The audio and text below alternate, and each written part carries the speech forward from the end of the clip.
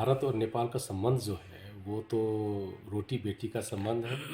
नेपाल भारत के बीच में कोई बैरियर नहीं है, कोई बार्ड बॉर्डर या कंट्रोल्ड बॉर्डर नहीं है। सिक्योरिटी के हिसाब से खाली सिर्फ वहाँ पर कंट्रोल हम लोग देखते हैं, नहीं तो ओपन बॉर्डर होने के कारण से कुछ भी चीज़ खरीदना होता है बॉर्डर में तो नेपाल के लोग भारत आते हैं, भारत के लोग नेपाल जा कर के खरीद भी अपना दैनिकी भी चलाते हैं बहुत जगह में। तो एक ऐसा संबंध है जो अटूट है और परापूर्व से चलता आ रहा है। और जहाँ तक कानून की बात है, कानून में नेपाल भी कॉमन लॉ सिस्टम से भी प्रभावित है, और लेकिन उसका अपना भी कुछ कल्चर्स हैं, अपने ट्रेडिशंस हैं, उसको इनकॉर्पोरेट करके कुछ नया कानून उन्होंने बनाया है। लेकिन ज़्यादातर कॉमन लॉ सिस्टम पर ही हम लोग अ, भरोसा करते हैं। और इसलिए न्याय व्यवस्था जो है हम लोग का, कोर्ट का हायरार्की भी एक ही प्रकृति का है। हम लोग भी सुप्रीम कोर्ट, हाई कोर्ट और डिस्ट्रिक्ट कोर्ट में है, 3 लेयर का कोर्ट है। यहाँ भी अ, बहुत हद तक उसी हिसाब से ही चलते हैं। इसलिए बहुत ये बीच में समानता है। और हम हज़ारीबाग आने का ये भी हमारा पर्पस है कि हमारी फैमिली का यहाँ रिलेशंस है बहुत। और हम लोग रांची एक शादी में आए हुए थे, इसलिए यहाँ भी आ गए। तो यहाँ के जज साहब लोग का अतिथि में भी है। अ, तो हम तो यही कहेंगे कि नेपाल भारत का संबंध जो है वो बहुत ही अटूट है।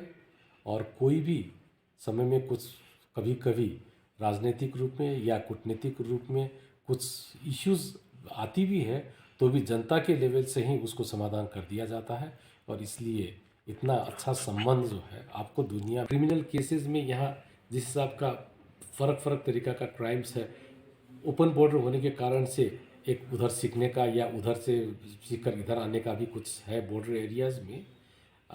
लेकिन फिर भी हम कहते हैं कि भाई जो जिस हिसाब का कानून वगैरह का और कार्यान्वयन हो रहा है वो बहुत ऑप्टिमिस्टिक है।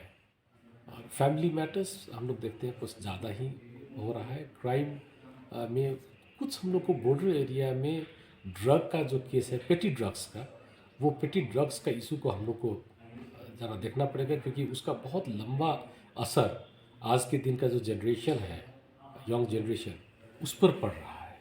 इसलिए उसको थोड़ा सा हम लोग बॉर्डर में थोड़ा कंट्रोल यदि करें तो सबसे पहला तो क्रॉस बॉर्डर इश्यूज़ को देखना चाहेंगे उसमें सेमिनार में, डिस्कशन में। और होता भी है हम लोग को, जैसे यहाँ ऑनरेबल सुप्रीम कोर्ट ने अपना जो एनिवर्सरीज़ हैं उसमें हम लोग को नेपाल के सुप्रीम कोर्ट के जस्टिसेस को आमंत्रण किया जाता है। हम लोग वहाँ आकर के अपना बात भी कभी कभी शेयर करते हैं, और काफ़ी सेमिनार वगैरह होती रहती है।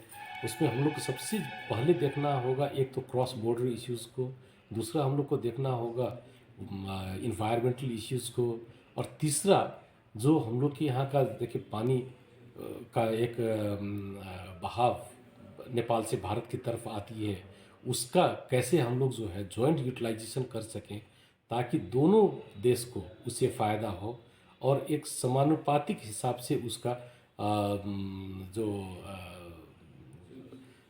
जो फ़ायदा होता है उसको हम लोग शेयर कर सकें।